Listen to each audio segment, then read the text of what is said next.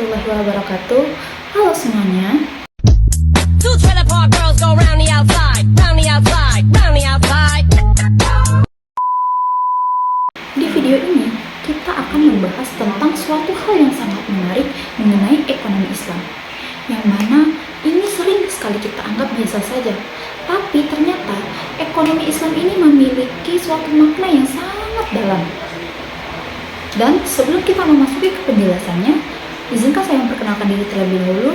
Perkenalkan, nama saya Devi Oktari dengan NIM 2523140092 dari Prodi Perbankan Syariah, Fakultas Ekonomi dan Bisnis Islam dari kelas 2E.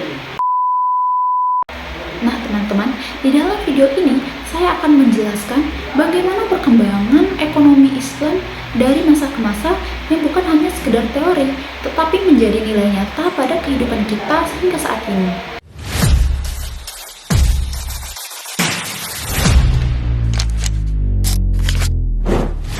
Di dunia ini, kita sering diajarkan satu hal tentang ekonomi, bahwa siapa yang punya uang, dia yang punya kuasa. Tapi, benarkah sesederhana itu? Dalam Islam, ekonomi tidak hanya soal uang. Ia adalah bagian dari cara hidup manusia. Islam adalah way of life, cara hidup yang menyeluruh. Ia tidak hanya mengatur hubungan manusia dengan Allah, tetapi juga hubungan manusia dengan sesama manusia, termasuk dalam aktivitas ekonomi. Dalam Islam, mencari nafkah bukan sekedar aktivitas dunia, tapi bisa jadi ibadah. Jika kita melakukan dengan kejujuran, keadilan, dan tanggung jawab, karena pada hakikatnya seluruh harta adalah milik Allah, dan manusia hanyalah khalifah yang diberikan amanah untuk mengelolanya, yang mana amanah ini yang akan dimintai pertanggungjawaban. Artinya, cara kita mendapatkan harta dan cara kita menggunakannya tidak bisa dilakukan sembarangan.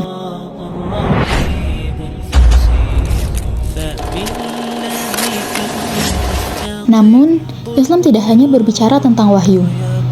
Ia juga menempatkan akal sebagai anugerah yang sangat penting. Akal digunakan untuk memahami kehidupan. Al-Quran bahkan mengajak manusia untuk berpikir, bukan hanya mengikuti, tetapi memahami. Dengan akal, manusia mampu mengembangkan ilmu pengetahuan, termasuk dalam bidang ekonomi.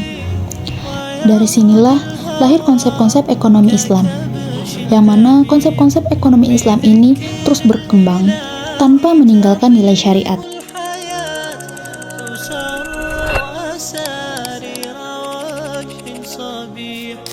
Sebelum Islam datang, kondisi ekonomi masyarakat Arab tidak adil. Riba merajalela, penipuan menjadi hal biasa, dan yang kuat menindas yang lemah. Kekayaan hanya berputar di kalangan tertentu, sementara yang lemah terabaikan. Kemudian datanglah Rasulullah SAW, yang mana Rasulullah SAW membawa perubahan besar, termasuk dalam sistem ekonomi. Beliau membangun sistem yang berlandaskan keadilan, kejujuran, dan kepedulian sosial. Dalam sistem ini, riba dilarang, penipuan diharamkan, dan penimbunan dicegah, karena semua itu merusak keadilan dalam masyarakat. Sebaliknya, Islam menegakkan kejujuran dan keseimbangan. Rasulullah SAW adalah teladan yang nyata. Seorang pedagang yang dikenal karena kejujurannya. Pasar di Madinah diatur agar tetap adil. Islam juga mengatur distribusi kekayaan melalui zakat, infak, sedekah, dan wakaf, yang mana itu dilakukan agar kesejahteraan dirasakan oleh semua. Dan negara juga memiliki peran, yang mana melalui Baitul Mal yang mengelola harta umat. Ini menunjukkan bahwa ekonomi Islam adalah sistem yang lengkap. Dari semua ini kita belajar satu hal, bahwa ekonomi dalam Islam bukan sekedar soal harta, tapi soal nilai, tanggung jawab, dan kemanusiaan. Bukan hanya tentang keuntungan, tapi tentang keadilan dan keberkahan. Dan mungkin inilah yang kita butuhkan hari ini.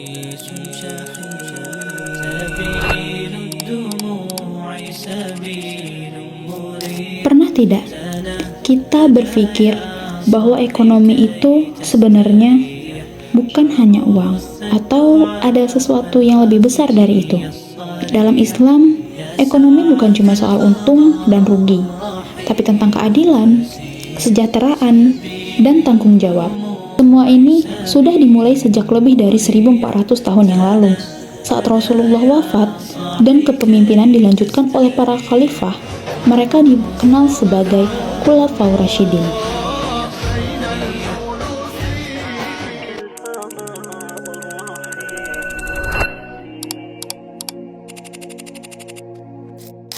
Dimulai dari Abu Bakar Asy-Syiddiq.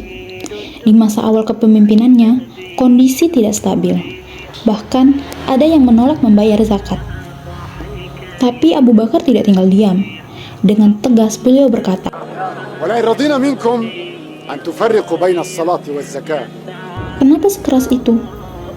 Karena zakat bukan sekedar ibadah, tapi sumber ekonomi negara. Yang mana zakat ini adalah alat untuk membantu yang miskin dan menjadi cara menjaga keseimbangan sosial. Pada masa Abu Bakar, Baitul Mal atau kas negara dikelola dengan sangat sederhana. Harta yang masuk tidak ditimbun, langsung ia bagikan. Bayangkan, seorang pemimpin yang bahkan tidak menyisakan sedikit pun harta negara saat wafatnya. Itulah yang kita kenal sampai saat ini, yaitu Abu Bakar Asy-Syiddiq, yang mana ia merupakan pemimpin yang jujur, amanah, dan benar-benar memikirkan rakyat.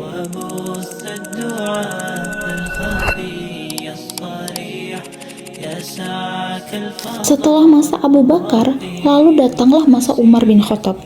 Disinilah ekonomi Islam mulai berkembang pesat. Wilayah Islam semakin luas dan sistem ekonomi pun mulai ditata lebih serius. Umar membentuk sistem administrasi keuangan yang disebut dengan Diwan, yang mana sistem administrasi keuangan ini semua pemasukan dan pengeluaran itu dicatat. Gaji pegawai diatur. Ini bukan lagi sistem sederhana, tapi sudah seperti negara modern. Beliau juga membuat kebijakan yang sangat visioner. Tanah hasil penaklukan tidak dibagi-bagikan, tapi dijadikan milik negara dan dikelola untuk kepentingan rakyat. Dan yang paling menarik, Umar sudah menerapkan jaminan sosial. Fakir miskin dibantu, anak-anak diperhatikan, orang tua dijamin. Negara hadir untuk rakyat.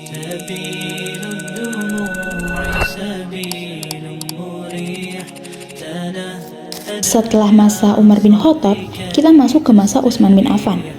Pada masa Utsman bin Affan, ekonomi berkembang semakin pesat. Perdagangan meluas, jalur ekonomi terbuka ke berbagai wilayah. Utsman sendiri adalah seorang pedagang sukses.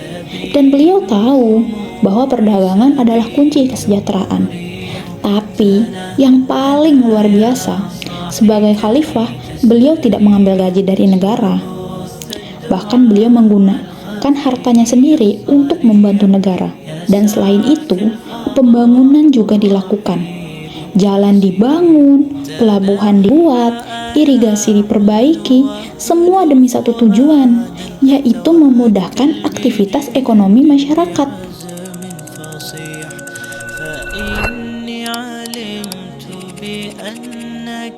Lalu kita masuk ke masa Ali bin Abi Thalib. Masa ini adalah masa yang penuh konflik, penuh tantangan. Tapi beliau tetap teguh pada prinsip. Bagi Ali, ekonomi harus adil. Harta negara adalah milik semua rakyat. Tidak boleh ada keistimewaan, tidak peduli siapa dia. Beliau membagikan Baitul Mal secara merata. Dan beliau juga sangat tegas terhadap korupsi. Pejabat yang menyalahgunakan jabatan langsung ditindak. Ali juga sangat hidup sederhana, tidak menggunakan harta negara untuk dirinya sendiri. Karena bagi beliau, kekuasaan adalah amanah, bukan kesempatan. Karena sejatinya, ekonomi yang baik bukan yang paling kaya, tapi yang paling adil. Teman, pernahkah kita berpikir, sejak kapan sebenarnya ekonomi dalam Islam itu ada? Apakah baru muncul sekarang? Atau justru sudah dipikirkan sejak berabad-abad lalu? Faktanya, jauh sebelum sistem ekonomi modern berkembang, para ulama Islam sudah lebih dulu merumuskan konsep ekonomi yang adil, manusiawi, dan penuh nilai moral.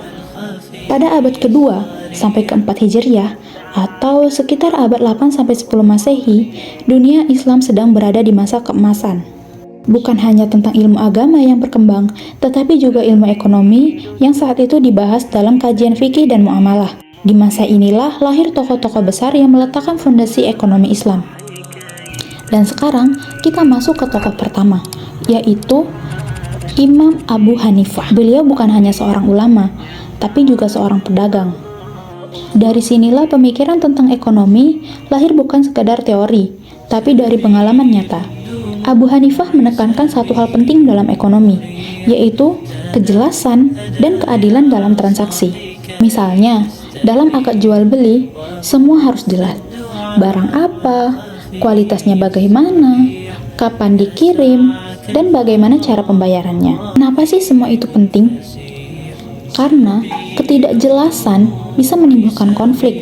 Beliau juga memperhatikan kelompok lemah. Misalnya, ada petani yang gagal panen. Mereka tidak diwajibkan untuk membagi hasil dengan pemilik tanah.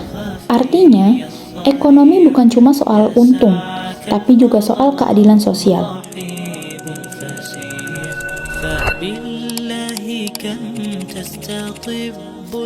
Kita masuk ke tokoh selanjutnya, yaitu Abu Yusuf. Beliau adalah murid dari Abu Hanifah, yang kemudian menjadi pejabat tinggi negara.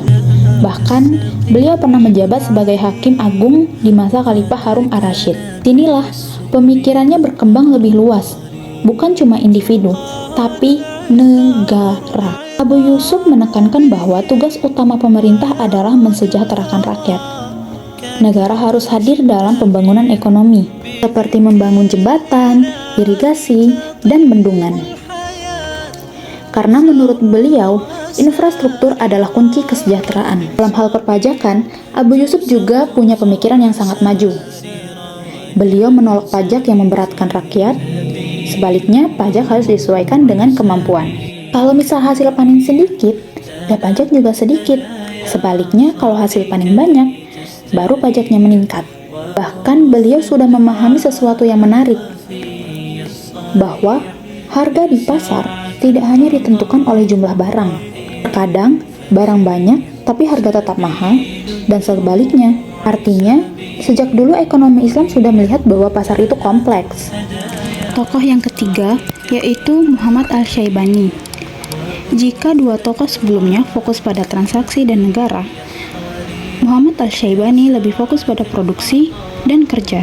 Beliau bekerja itu bukan sekedar mencari uang, tapi bagian dari ibadah. Namun, ada syaratnya. Semua aktivitas ekonomi harus halal dan bermanfaat. Dalam ekonomi modern, yang terpenting itu keinginan manusia terpenuhi. Tetapi, dalam Islam, yang penting adalah kebutuhan yang sesuai dengan nilai syariah. Al-Syaibani juga menjelaskan bahwa manusia tidak bisa hidup sendiri. Kita membutuhkan satu sama lain. Karena itu, muncul pembagian kerja. Ada yang bertani, ada yang berdagang, dan ada yang memproduksi. Dan semuanya saling melengkapi. Dari ketiga tokoh ini, kita bisa melihat satu hal penting, bahwa ekonomi Islam bukan hanya soal keuntungan, tetapi tentang keadilan, kesejahteraan, dan nilai moral. Dan yang menarik, pemikiran mereka yang lahir lebih dari 1000 tahun lalu masih relevan bahkan untuk menjawab masalah ekonomi saat ini. Pernah tidak kita berpikir, mengapa di dunia ini ada yang hidupnya serba cukup, tetapi ada juga yang kesulitannya memenuhi kebutuhan dasar? Apakah ini cuma soal nasib, atau sebenarnya ada sistem ekonomi yang belum adil? Nah, teman-teman, menariknya, jauh sebelum teori ekonomi modern berkembang, Islam sudah punya konsep ekonomi yang sangat matang, bahkan sejak abad ke-2 sampai ke-4 Hijriah. Dan sekarang, kita akan membahas 3 tokoh besar, yaitu Abu Ubaid, Yahya bin Umar, dan Al-Mawardi. Abu Ubaid hadir dengan satu gagasan besar, bahwa ekonomi harus membawa keadilan bagi seluruh masyarakat. Menurut beliau, negara bukan hanya pengatur, tetapi juga penanggung jawab kesejahteraan rakyat. Sumber pendapatan negara meliputi zakat, kharaj, jizyah, dan harta rampasan. Tapi yang paling penting bukan sekadar pemasukan. melainkan bagaimana kekayaan itu didistribusikan secara adil. Dalam Islam, kekayaan tidak boleh menumpuk pada segelintir orang saja, melainkan harus terus berputar di masyarakat. Negara juga wajib menjamin kebutuhan dasar rakyat, seperti pangan, sandang, dan tempat tinggal. Bahkan, menurut Abu Ubaid, uang bukan untuk ditimbun, melainkan untuk menggerakkan ekonomi.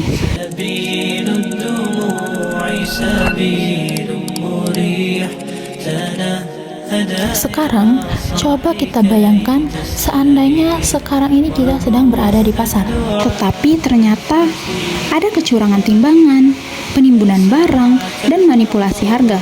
Inilah yang menjadi perhatian utama Yahya bin Umar. Beliau menegaskan bahwa pasar harus berjalan bebas, tetapi tetap jujur dan adil.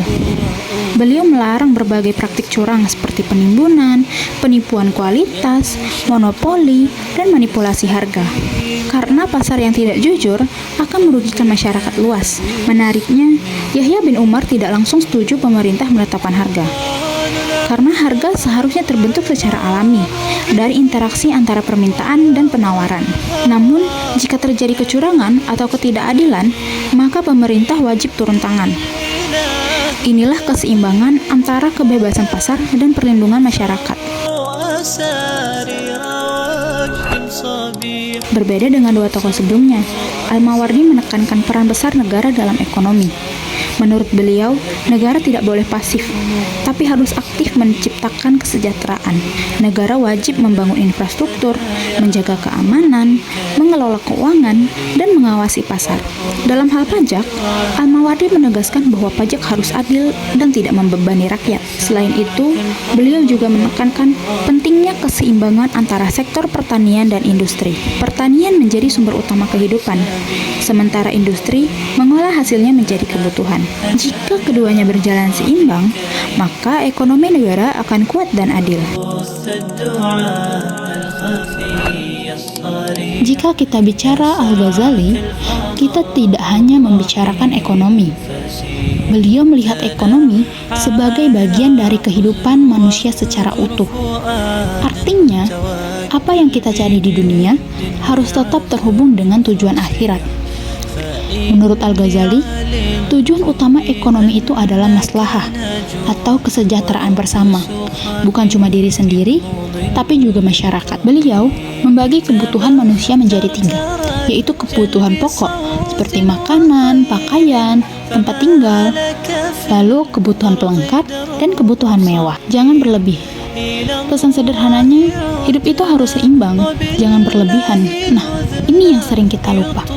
Menurut Al-Ghazali, kerja, usaha, bahkan jual beli itu bisa jadi ibadah, asal niatnya benar, yaitu untuk memenuhi kebutuhan, menafkahi keluarga, dan membantu orang lain.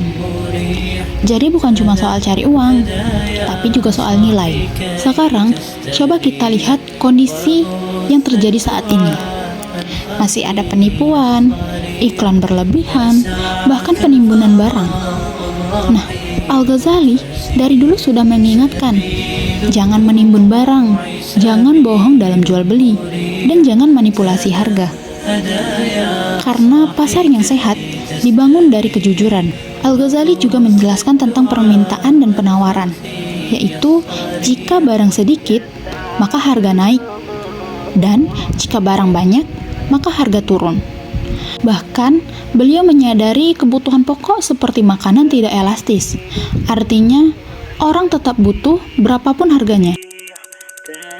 Jika Al-Ghazali fokus pada moral, berbeda dengan Ibnu Taimiyah, lebih ke praktek di lapangan.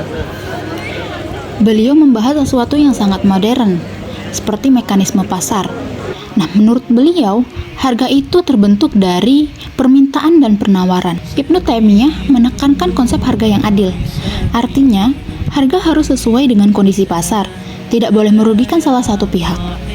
Tetapi, jika pasar mulai tidak adil, misalnya ada monopoli atau kecurangan, nah pemerintah harus turun tangan. Karena ekonomi tanpa keadilan akan merugikan masyarakat. Dan kedua tokoh ini sepakat dalam satu hal penting, yaitu riba harus dihindari. Karena riba ini bisa menyebabkan ketidakadilan, eksploitasi, dan ketimpangan ekonomi.